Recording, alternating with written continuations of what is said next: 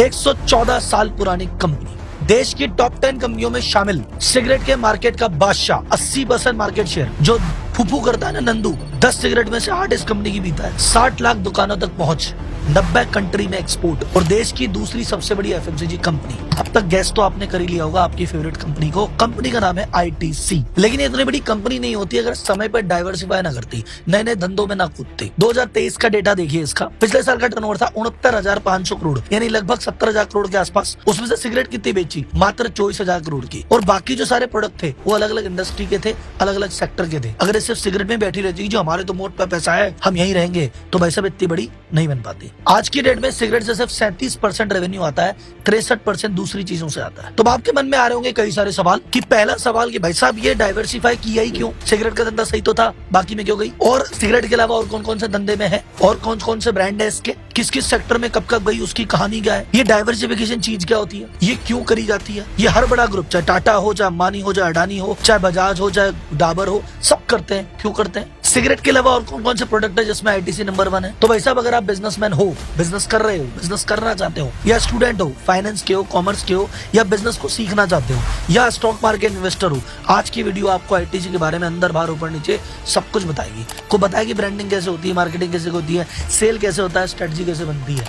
तो भाई साहब वीडियो को लाइक करो, भाई को आशीर्वाद दो और जनता जनार्दन की जय बोल के करते हैं वीडियो की शुरुआत।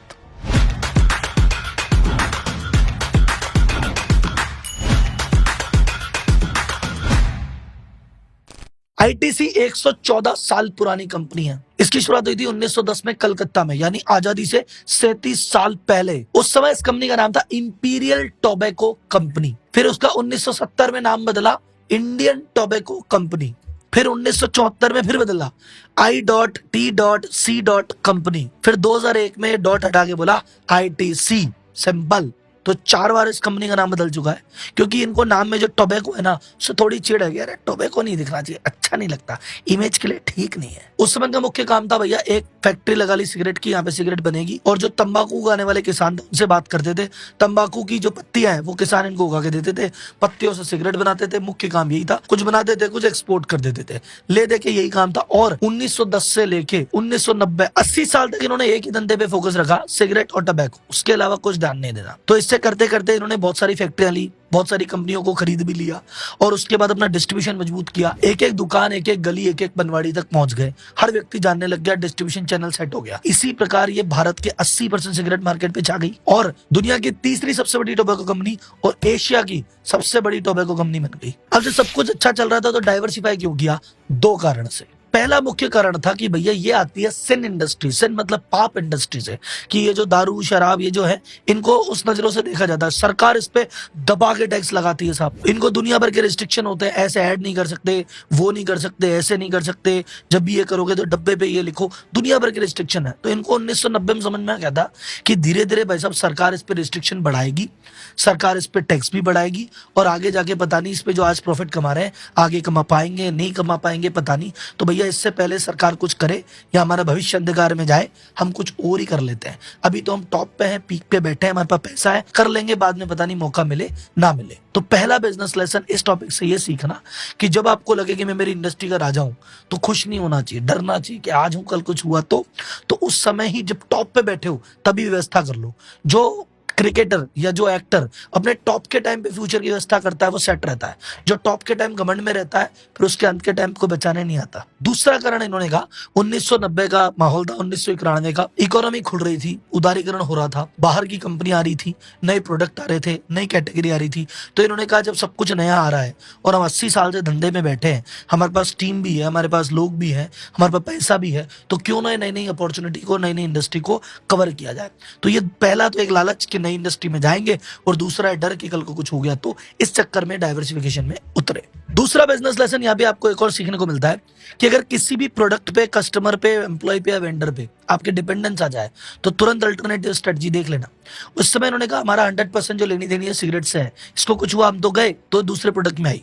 ऐसे अगर आपको लगता है कि यार मेरा तो मेजर लेना देना ये कस्टमर से है, तो फटाफट उसका अल्टरनेटिव ढूंढो और बनाओ, उसके भरोसे मत बैठो। वेंडर में भी यही करो, एम्प्लॉय में भी ये करो। अब बात करते हैं आईटीसी की कितनी रेवेन्यू किस सेक्टर से आती है, एक एक करके बात करते हैं। आईटीसी का मार्च 2023 का रेवेन्यू था 69,481 करोड़ रुपए, इसमें सिगरेट से आया था 37% रेवेन्यू। अगर 90s की बात करूं, 80-90 के दशक की, तब 100% रेवेन्यू सिगरेट से आता था। फिर इसको कम करते करते 2014 में मात्र 62% रह गया और अब तो मात्र 37% ही रह गया। सेकंड जो सबसे बड़ा सेक्टर है वो है एफएमसीजी सेक्टर, उससे 25% रेवेन्यू आता है और यही इनका मुख्य सेक्टर है। मार्च 2023 में सेक्टर से रेवेन्यू थी 108 करोड़, पिछले साल इससे रेवेन्यू थी 19,123 करोड़, यानी 20 साल में 19,000 करोड़ रुपए की रेवेन्यू बढ़ी है और उसमें 16,000 करोड़ तो खाने पीने की चीजें थी।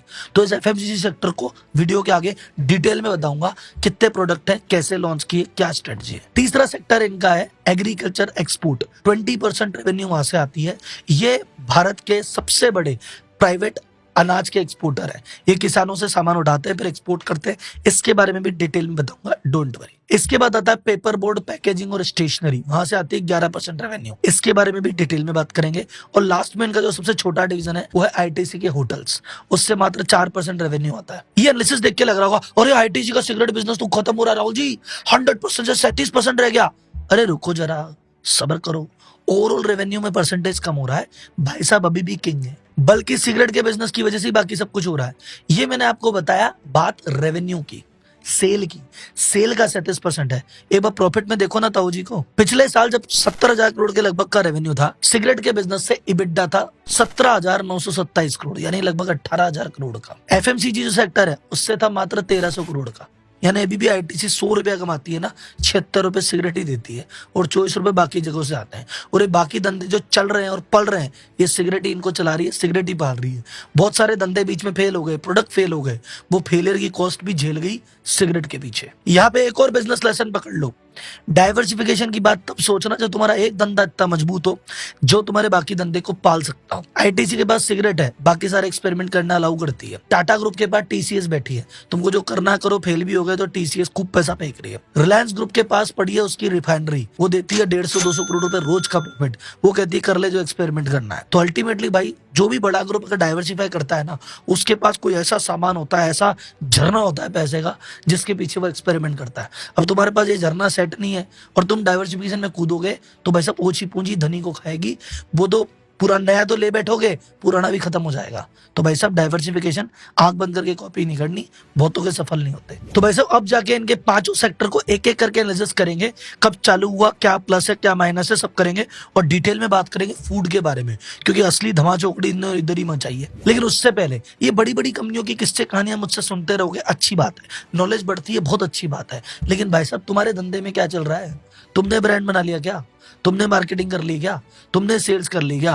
नहीं सर, थोड़ी थोड़ी की है, क्योंकि थोड़ी थोड़ी नॉलेज है, पूरी नॉलेज तो है ही नहीं। तो पूरी नॉलेज के लिए आपका भाई बैठा है ना, एक डेडिकेटेड कोर्स बनाया है, ब्रांडिंग कैसे होती है, मार्केटिंग कैसे होती है, टारगेट ऑडियंस क्या होती है, कैसे कस्टमर आने चाहिए, कैसे कस्टमर को भगा देना चाहिए, मार्केटिंग प्लान कैसे बनता है, मार्केटिंग का बजट कैसे बनता है, सेल्स कैसे की जाती है, एम्प्लॉय कैसे ट्रेन होते हैं, ये पूरा कोर्स बना के एक बंडल नीचे दे दिया है, डिस्क्रिप्शन में लिंक है, उस पर कर लेना रजिस्टर्ड। तुम्हारी जिंदगी का सबसे बढ़िया इन्वेस्टमेंट होगा, इस बात की गारंटी देता हूँ। इनका जो सेक्टर सबसे कम कंट्रीब्यूट करता है वो इनके आईटीसी होटल, 4% रेवेन्यू का देते हैं, 2% इबिडा का देते हैं। इसमें बेसिकली सबसे पहले डाइवर्सिफिकेशन इसी में किया था। 1975 में इन्होंने चेन्नई में एक होटल मिल रहा था, उसको खरीद लिया और उसका नाम रखा आईटीसी वेलकम ग्रुप होटल। वो होटल आज भी है, बस वेलकम ग्रुप नाम से आईटीसी उसको चलाती है।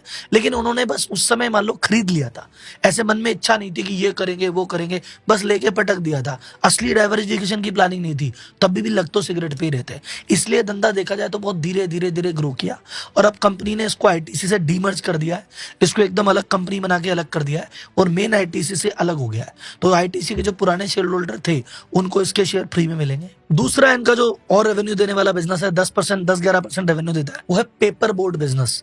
ये लकड़ी के शीट वगैरह चीज बनाते हैं। एक भद्राचलम पेपर बोर्ड कंपनी थी, 1979 में इसको खरीद ली। उस समय सीरियस नहीं थे कि इसको बिजनेस बनाएंगे, बड़ा करेंगे, बस खरीद के छोड़ दी थी। फिर 1990s में जिन्होंने सोचा ना कि यार डाइवर्सिफाई करेंगे, ये करेंगे वो करेंगे, तब सोचा अरे यार एक होटल खरीद रखा है, इसको भी मेहनत करो, अरे यार वो पेपर बोर्ड खरीद रखा है, उस पर भी मेहनत करो।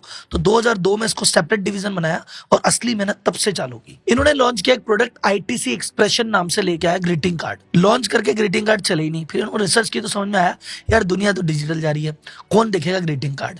फिर ग्रीटिंग कार्ड के धंधे से हाथ खींचे वापस, वो एक्सपेरिमेंट रहा फेल, लेकिन अच्छा हुआ एक्सपेरिमेंट फेल हुआ। फिर उन्होंने कहा क्या करे, बोले यार स्टेशनरी के प्रोडक्ट बनाने लग जाते हैं। तो 2002 में इन्होंने लॉन्च किया पेपर क्राफ्ट। और स्टेशनरी में घुस गए, वो इनका एक्सपेरिमेंट सफल रहा। 2003 में इन्होंने एक ब्रांड लॉन्च किया, शायद उसकी कॉपियों पे आपने भी काम किया होगा, क्लासमेट करके। आज की डेट में नोटबुक में इंडिया का सबसे बड़ा ब्रांड है क्लासमेट। अगर आपने प्रोडक्ट काम में लिया है ना, तो कमेंट बॉक्स में मुझे बताओ कि हाँ साहब हम आईटीसी यूजर हैं। अच्छा, आईटीसी का मेन प्रोडक्ट तो जिसने भी काम लिया होगा वो तो क्यों ही लिखेगा, पापा पढ़ ले। तो 1990 में इन्होंने अपना एग्रीकल्चर डिवीजन चालू किया। एग्रीकल्चर डिवीजन में क्यों गए? अजी भाई साहब, ये फार्मर से तो पहले ही डील करते थे, पहले उनसे तंबाकू की पत्ती खरीदते थे। बोले यार फार्मर से रिलेशन मेंटेन करना आता है, सप्लाई चेन बनी हुई है, तंबाकू कुछ और खरीद के एक्सपोर्ट करने लग जाते हैं। तो ये इंडिया के लार्जेस्ट एग्रीकल्चर एक्सपोर्टर है, 18,000 करोड़ का एक्सपोर्ट किया पिछले साल। इन्होंने ई चौपाल करके इनिशिएटिव चालू किया था एमपी के सोया फार्मर्स के लिए। वो इनिशिएटिव इतना अच्छा काम किया कि आज की डेट में 10 राज्यों के 40 लाख किसान इनके साथ जुड़े हुए हैं, और आईटीसी का तीसरा सबसे बड़ा रेवेन्यू इस सोर्स से आता है। अब चलते हैं इसके सेकंड लार्जेस्ट सिगरेट के बाद वाले पे, वो है एफएमसीजी। अब आप बोलेंगे राहुल जी चलो इसका तो समझ में आता है, किसान में तो ये चला गया एग्रीकल्चर के चक्कर में, पेपर बोर्ड इन्होंने खरीद रखा था, होटल इन्होंने खरीद रखी थी। ये एफएमसीजी में क्यों गए? इसका एक नहीं, दो नहीं, तीन नहीं, चार नहीं, 6 कारण देता हूं ये एफएमसीजी में क्यों गए। बेसिकली देखा जाए तो आईटीसी के लिए गेम चेंजर जो है ना, वो यही सेक्टर है। सिगरेट के बाद सबसे ज्यादा रेवेन्यू यही देता है। इस सेगमेंट में 25 ब्रांड है इसके पास, और अपनी अपनी फील्ड के नंबर 1 खिलाड़ी। कौन कौन से मैं नाम बताऊंगा, मुझे कमेंट बॉक्स में बताना आप इसको काम में लेते हो कि नहीं। पहली बात है एफएमसीजी सेक्टर में क्यों घूमे। एफएमसीजी सेक्टर में भी क्या है भाई साहब, फास्ट मूविंग कंज्यूमर गुड्स, इसमें भी मेन खाने पीने की चीजें। तो खाने पीने की चीजें, फिर वही किसान, तो किसानों से पुराना कनेक्शन तो था ही, तो खाने पीने की चीजों में घुस गए। दूसरा, इनके पास आईटीसी होटल्स थे, तो जब होटल है तो खाने पीने का सामान वहां भी आता है, प्लस वहां पे शेफ भी हैं जो इनको गाइड कर सकते हैं खाने पीने की चीजों को कैसे बेटर करें। तीसरा, भाई साहब ये एफएमसीजी का माल कहाँ बिकता है? किराने वालों पे, पान वालों के, तो वहां तो इनकी सिगरेट जाती है, तो रिटेलर से कनेक्शन तो बना हुआ है, भाई बीरा तो है ही। अब सिगरेट की जगह साथ में 2 बिस्किट का प्रोडक्ट और दे देंगे, तो रिटेलर नेटवर्क बना हुआ है। चौथा, फील्ड की नॉलेज। अच्छा, इसमें एफएमसीजी बेचने के लिए क्या चाहिए? ट्रेड की नॉलेज, कैसे डिस्ट्रीब्यूटर पटाए, कैसे होलसेलर पटाए, कैसे भाई साहब अपना प्रोडक्ट दिखना चाहिए, दुकानों के चक्कर लगाने, माल वहां पे दिखाना, यही तो है। तो सिगरेट में यही तो करते थे ये। तो जो सिगरेट में करते थे कॉपी पेस्ट ही तो करना है, दूसरे प्रोडक्ट लॉन्च कर देंगे, तो वो भी नॉलेज। तो डिस्ट्रीब्यूशन सेट है, किसानों से सेटिंग है, शेफ आपके पास है, आपके पास नॉलेज पूरी है, फिर बचा क्या? पैसा। एफएमसीजी में पैसा चाहिए, तो सिगरेट दे रही ना पैसे का कुआं, वो पैसा दे ही रही है। प्लस आर&डी वो किसी के पास होती नहीं है, इनके पास खुद के सेंटर्स हैं, तो रिसर्च एंड डेवलपमेंट करके बढ़िया प्रोडक्ट बना सकते हैं। तो इन सभी कारणों से ये एफएमसीजी में घुसे और सफल भी हुए। अब देखते हैं आईटीसी के कुछ मेजर ब्रांड्स और उसके पीछे की कहानियां। सबसे पहले 2001 में इन्होंने एक लॉन्च किया किचन्स ऑफ इंडिया करके ब्रांड, जो रेडी टू ईट फूड देता था, क्या ना, कि गुलाब जामुन बना लो, सोन पापड़ी बना लो, तो बनी बनाई चीजें जो होती है रेडी टू ईट, वो वाले सेगमेंट में किचन्स ऑफ इंडिया करके ब्रांड से एंटर हुआ। आपने कभी काम में लिया है तो कमेंट बॉक्स में बताओ। दूसरा जो इन्होंने एंट्री की थी 2002 में, एक प्रोडक्ट लॉन्च किया आशीर्वाद आटा। जब ये लॉन्च किया तब ये नए थे, लेकिन आज की डेट में मार्केट लीडर है, 50% ज्यादा मार्केट शेयर है इनके पास। इनके एमडी संजीव पुरी जी बताते हैं कि भैया देखो हम जब घुसे ना बहुत लेट थे, और भी बहुत सारे ब्रांड आ चुके थे, हमको लगा कैसे सफल होंगे, लेकिन हमको एक पता थी, हम किसानों के साथ डील कर रहे थे, तो हमको पता है कि भारत में जो अलग अलग जगह पे अलग अलग रोटी खाई जाती है, और अलग अलग रोटी खाई जाएगी तो वहाँ आटा थोड़ा सा डिफरेंट करना पड़ेगा। अब हमारे किसानों से भी संपर्क थे, तो हमने आर&डी करके देखा कि कौन सी गेहूं की वैरायटी उगाई जाए जिससे आटे की रोटी सॉफ्ट बने, और प्लस वो जब टिफिन में ले जाए या कहीं और ले जाए 4 घंटे बाद भी खाएं तो नरम बनी रहे। तो हमने उस तरह की विशेष प्रजातियां उगाई, बनाई, इसमें हमारे शेफ से राय ली, और फिर बनाने के बाद प्रोडक्ट लॉन्च किया। प्रोडक्ट की क्वालिटी अच्छी थी, डिस्ट्रीब्यूटर नेटवर्क था, प्रोडक्ट चल गया। 2001 में था किचन्स ऑफ इंडिया, 2002 में आया आशीर्वाद मार्केट लीडर, 2003 में एक ब्रांड आया सनफीस्ट। इसने लॉन्च किया था एक बिस्कुट डार्क फैंटेसी, याद है? उस समय जब 5 रुपए में पार्ले जी पूरा पैकेट देता था, ये 5 रुपए में एक ही बिस्किट दे रहा था। 5 रुपए का सिंगल बिस्किट, 30 रुपए का पैकेट, उस समय का सबसे महंगा। और उस समय बिस्किट बनाने की इन्होंने कैपेसिटी लगा दी 100 टन की। लोगों ने कहा पागल हो गया, 100 टन की कैपेसिटी लगाते होंगे इस बिस्कुट के लिए, कौन लेगा इस बिस्कुट को? अब इनका जो बिस्किट सेगमेंट है, जिसमें डार्क फैंटेसी के अलावा और भी बिस्किट है, टोटल 3000 टन की कैपेसिटी है बिस्किट बनाने की। पार्लेज और ब्रिटानिया को एक बार बता दिया है कि आईटीसी पीछे नहीं छोड़ पाया, लेकिन हाँ टक्कर दे दी है। 2002 में एक और प्रोडक्ट लॉन्च किया था अगरबत्ती और माचिस का, मंगलदीप, उसमें है नंबर 1। अगर आप मंगलदीप काम में लेते हो तो कमेंट बॉक्स में बताओ। फिर 2005 में पर्सनल केयर प्रोडक्ट लॉन्च की, फियामा विवेल्स साबुन, शैम्पू, बॉडी वॉश, आपने ऐड भी देखा होगा, कुछ लोग काम भी ले रहे होंगे। 2007 में इन्होंने एक प्रोडक्ट लॉन्च किया कुरकुरे की टक्कर में, बिंगो, वो अपनी तरह का अलग प्रोडक्ट है, आज मार्केट लीडर है। 2010 में सनफीस्ट ब्रांड में एक और प्रोडक्ट लॉन्च किया है, यिप्पी।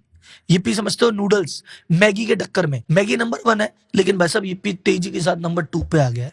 और हो सकता है आने वाले 5-10 साल में मैगी को टक्कर दे दे, पर अभी भी मैगी के सामने खड़ा हो जाना बड़ी बात है। 2013 में एक डिओड्रेंट लॉन्च किया इंगेज करके, 2015 में सेवलॉन को इन्होंने खरीद लिया, तो आज के डेट में सेवलॉन इज आईटीसी प्रोडक्ट। 2015 में बी नेचुरल करके सॉफ्ट ड्रिंक भी लॉन्च की, और 2016 में फेबल्स की चॉकलेट लॉन्च की, जो कि मुझे नोकर मार्केट का तो पता नहीं, पर आईटीसी होटल्स में फेबल्स का एक काउंटर होता ही होता है। अब मैंने बात की सक्सेस की, कुछ बात करते हैं फेलियर्स की। पहला मैंने बताया आईटीसी एक्सप्रेशन चला ही नहीं था इनका। ये एडिबल ऑयल भी आया 2000 में, सनफ्लावर करके ऑयल बेचते थे, फिर इन्होंने कहा यार अपने से नहीं बिक रहा है, 2003 में रिफाइनरी अडानी ग्रुप को बेच दी कि यार भैया इससे मैं अपने से मार्केट कैटर नहीं हो रहा।